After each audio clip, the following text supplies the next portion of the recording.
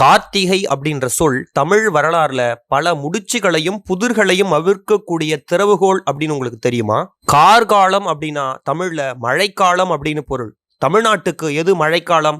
ஐப்பசி மாதம் அடைமழை என்பார்கள்.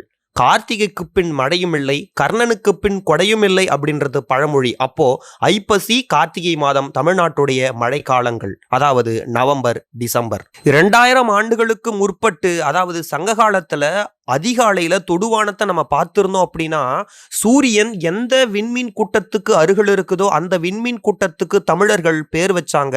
அதாவது கார்காலத்துல தெரியக்கூடிய விண்மீன் கூட்டம் அப்படின்றதுனால கார்கால விண்மீன் கார்த்தி அப்படின்னு பேர் வச்சாங்க. தீனா நெருப்பு, விண்மீனாலும் நெருப்பு தானே. கார்கால விண்மீன் கார்த்தி அப்படின்றதுதான் கார்த்திகை அப்படின்னு மருவி இன்னைக்கு கிருத்திகை நட்சத்திரமா நமக்கு அறியப்படுது. 27 நல் சித்திரங்கள்ல ஒண்ணுதான் இந்த கார்த்திகை நல் சித்திரம். இந்த கார்த்திகை நல் சித்திரம் தெரியக்கூடிய காலம், அதாவது கார்காலத்துக்கு தான் கார்த்திகை அப்படின்னு பேரும் வச்சாங்க.